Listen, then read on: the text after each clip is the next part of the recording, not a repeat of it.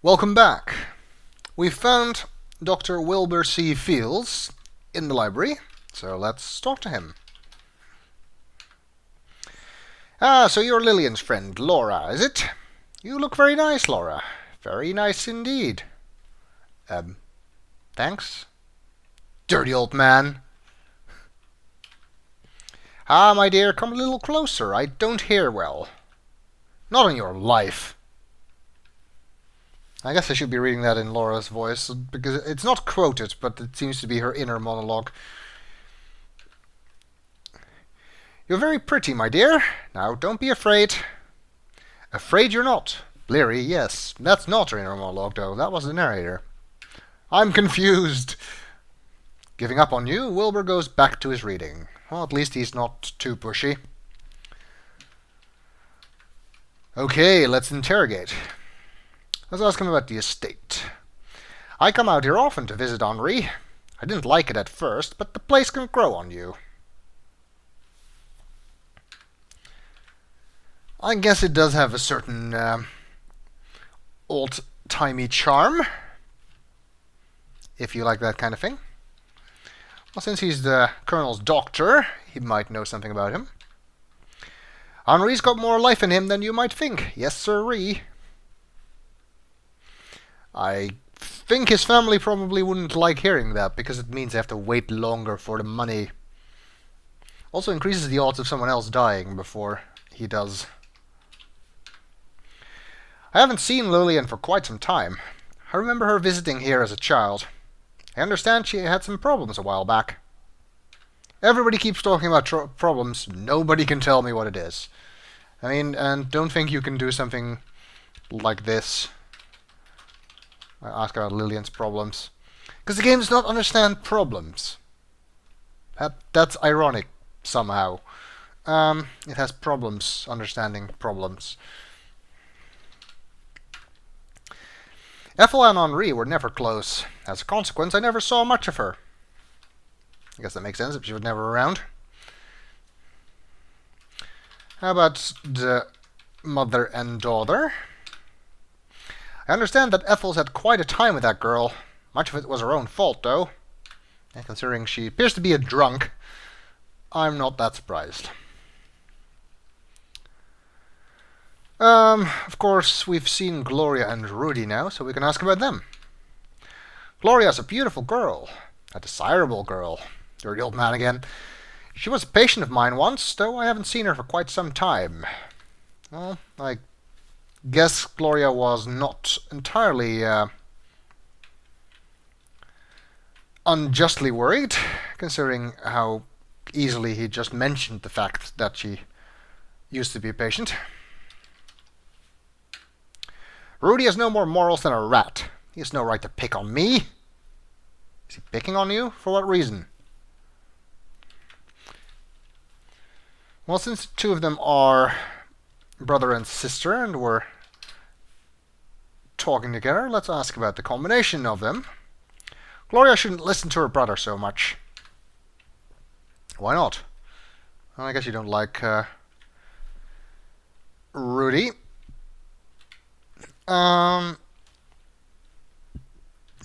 We still have Jeeves. I don't think much about Jeeves. Yeah, nobody ever does until the butler starts killing people. Then they think about him. And Fifi. Fifi. Wonderful girl. Wonderful girl. Yeah, you would think that, wouldn't you? Can I ask him about his bag? You stay out of my back, young lady. Okay. Will do. Maybe. Okay, I think that's all we're getting out of him. For the moment, anyway. Let's see what's here. Besides that, there's a fireplace, but I think all fireplaces have the same description. There's a mirror above the fireplace. You see a dusty old mirror hanging on the wall. There's a cannon or something in front of it again. You see nothing special. Unlike the one upstairs, which apparently was special. Like a figurine of an animal of some kind. Game does not understand figurine. Look, statue. Look, animal. Look, mantle. Various objects and knickknacks are displayed on the fireplace mantle. None of it interests you, though. I want to know what animal that is. Apparently, I am not allowed to find out.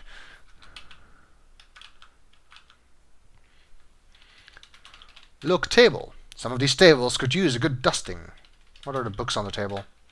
You see some books on the table. You glance at the titles of various books, but frankly, find most of them boring. You decide to pass. There's a mirror on this side. We know, however, from the secret passage, there is a painting on the other. Upon the wall opposite the fireplace hangs a portrait of a bloodhound. Beauregard? That's the Colonel's dog. We haven't seen him yet. Strange, the dog's eyes are very black, almost hollow-looking. The dog's eyes are very black, almost hollow-looking. Yes, we'd established that. There's some bookshelves in the middle here. Bookcases are crammed full of books. See some books on the table. Yeah, no, I was looking at the books in the shelf, or on the shelves, at least trying to. Can we open the bookcase? You can't do that. I don't know if they're closed, actually. It kind of looks like they're... I thought they might have a glass door or something, but now I'm not so sure anymore. Get book. You glance at the title of various books, but frankly find most of them boring. Really? I would expect an old library like this to at least have some interesting titles. Oh well. This appears to be the Colonel's study, as a large desk dominates the room. Upon the desk you notice a small glass case. At the back of the room, two large cabinets also catch your attention. Okay, and Fifi is here, apparently dusting. Currently, Fifi looks to be busily cleaning the Colonel's study. We talk to Fifi. Fifi doesn't have time for idle chit-chat. She's too busy cleaning the Colonel's study. And this is actually one of the few cases where you are also not allowed to actually interrogate her, because she's apparently just too busy. Well, a desk. Large oak desk sits in the center of the room. Atop it, you see a small glass case. The second time that's been pointed out, so let's look at the case. You look through the small glass case and notice a little silver derringer mounted upon a blue velvet backing. Ooh, a gun. The small silver derringer is inside the glass case. Could it be a Chekhov's gun? Perhaps? Open drawer. There's nothing you need in the desk. Okay. Wait, is that a rhino? A huge rhino head hangs above the fireplace. Two African spears crossed beneath it. Is there a painting in this room? A picture is a picture. You see nothing of interest. Okay. I don't know if there is one or not. There is a globe. You see a large globe in the corner of the study. Okay, I just want to try.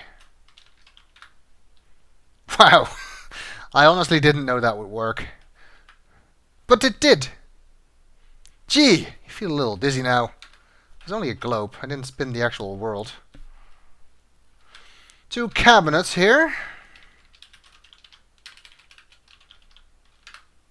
You see a fancy cabinet with leaded glass doors.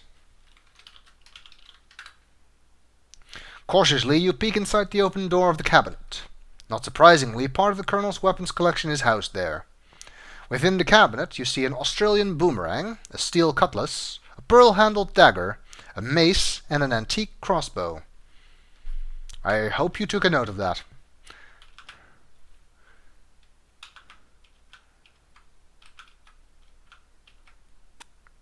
And there's another cabinet on this side. Is it like an eagle or something, or a bird on top of it? You see a stuffed eagle on top of one of the cabinet. And a lizard on the other one, I think. I don't know. Again, I'm not going to find out what that is.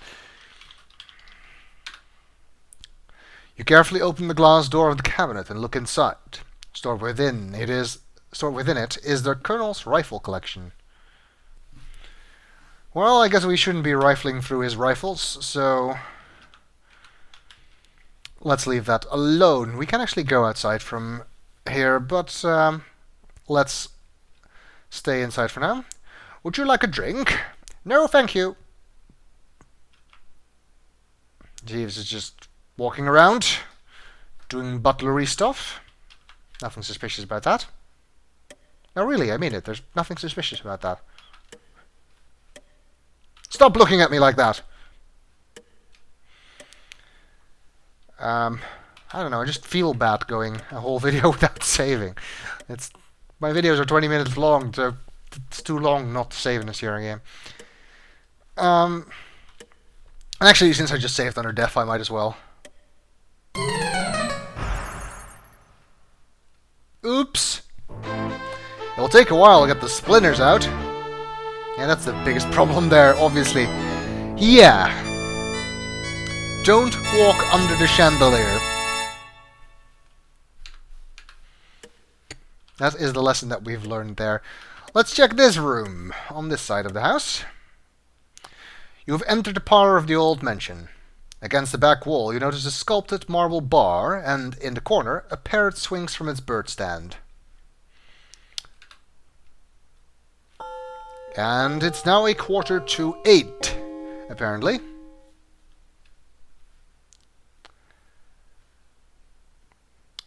That old biddy, she's half sloshed most of the time. Sure, there's that friend there, here's... Okay, I kind of screwed that up. Let's see who these people are. Clarence seems to be having a heated discussion with Gertie. Is he now?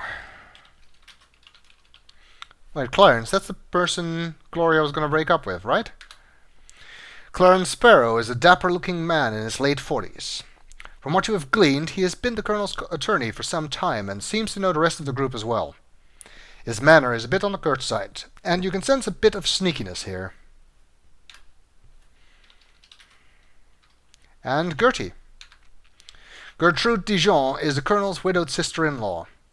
She obviously is behind the times, as she looks like she has just stepped out of the gay 90s, the 1890s that is, of course. A bit of a snob, she walks around with her nose up in the air and has an annoying habit of constantly playing with her many strands of pearls. Okay. And they're standing at the bar. The sculpted marble bar sports a beautifully finished ebony countertop.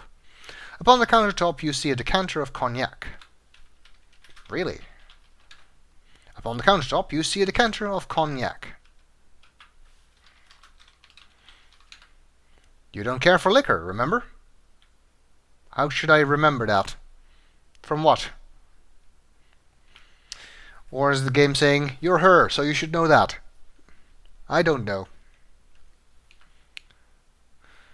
Looks like the same can't be said for Clarence, though, because he's holding a glass. Clarence is drinking cognac at the bar. He's also smoking. That's a big cigar. Not like the nasty little cigar that the Colonel was smoking then. And would you know it, there's a painting here. I guess you know what that means. You see a beautiful girl and casually wonder who she might be. Funny, her eyes have a strange hollow look to them. Yeah, that's not surprising at all anymore. The eyes in the picture have a strange hollow look to them. Also a statue in the corner, another Greek statue. A marble statue of a lovely Greek maiden stands in the corner. And finally, a parrot. A colorful parrot swings merrily on its perch. Actually, there's also a figurine of a horse down there. A delicate figure of a horse decorates a small table. Okay, let's talk to these people.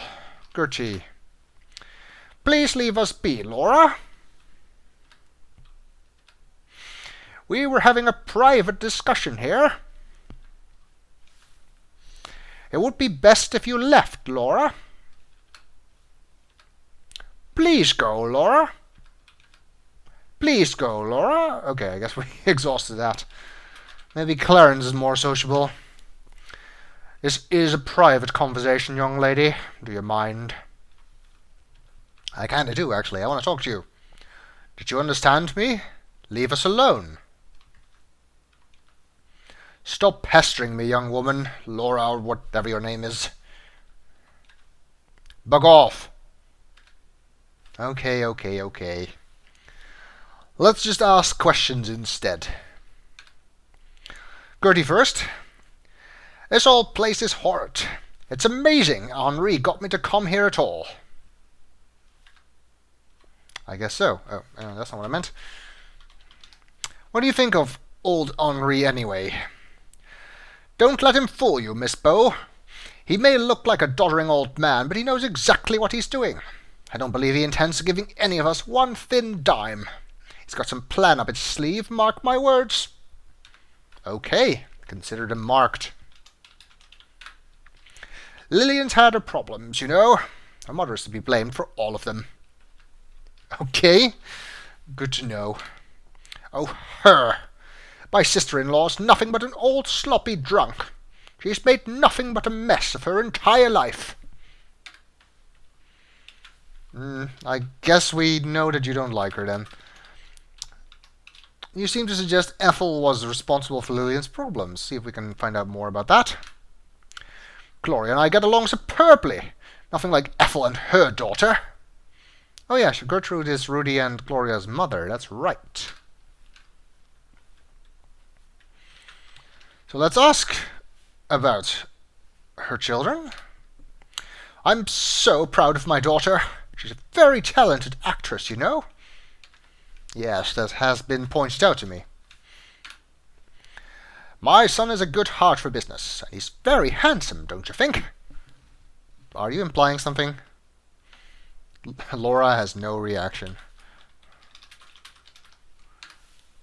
I've never had a bit of problems with either of my two children, not like Ethel has with Lillian. But then, look at Ethel. Okay, yeah, we get it. You don't like Ethel and Lillian, or Ethel at least. Could ask about Clarence, but since he's here, why, I'm just having a little discussion with him. That does not accomplish anything. Ask about Wilbur. That doctor is nothing but an old charlatan. If you say so. Do you know anything about what's in his bag? Who knows what kind of drugs that old quack would have in his bag? I don't know. I was hoping you knew. That's why I was asking.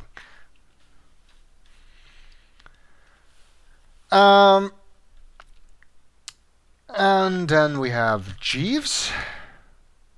He's only the butler. Why would I care about him? They all say that, and they all end up regretting it. I can tell you this much, Miss Bow. Fifi isn't doing much cleaning around here. And actually, that's a good one I've been neglecting. Colonel and Fifi. None of us are a bit fond of her. We know what she's after. Money, I would guess. All right. Let's do the same with Clarence. And in case you're wondering, yes, I am working off a list, obviously. That's why it's always in the same order. This island is of no consequence to you. Okay? I'm here, though. I just want to know more about it. Sheesh. Excuse me for asking a question. My business with Colonel Dijon is private, young lady. Lillian? She's not much better than her mother. Those two make a good pair. Ethel and Lillian. Like mother, like daughter. Okay, we know Gertie doesn't like Ethel, and seems Clarence doesn't like either of them. I'm beginning to wonder why we're friends with Lillian, by the way, considering all the various things we're hearing about her problems and her mother and her dead father and whatever. You're getting too personal here, young lady. Oh yeah, he was involved with Gloria. Oops. I don't wish to discuss him, especially with you. Okay. Got the feeling there's more behind that. Gloria and Trudy. Leave well enough alone, young lady. Okay, I get it. You don't want to talk about them. How about Wilbur? Why? Are you sick? No, I'm fine, thank you. Awkward. Gertie is in the room, so that won't work. What about Gertie? She's right here.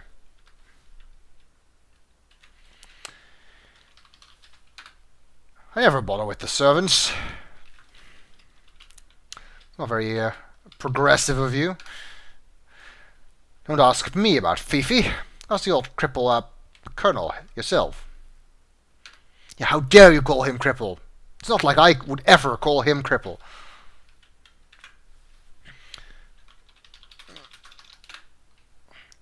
She's just taking advantage of the old geezer. Yeah, that does seem to be the case. Do you know anything at the back? I know, long shot, but that's not for you to mess with, young lady. Okay. Okay, then. Maybe you will talk to me. Polly want a cracker? Well, I don't have any. So, tough luck. Pretty Polly. Ark! Ark! Ark! Okay, he doesn't have anything else to say. Ask about Henri. Oh. It considers me closest to Clarence still. Ask Parrot about Henri. You don't get any response. Oh, it was worth a shot. I'm kind of interested to see what these two were talking about. And as we noticed, there is a painting here with hollow eyes. So we know what to do, don't we? But we're going to have to spy on them in the next video.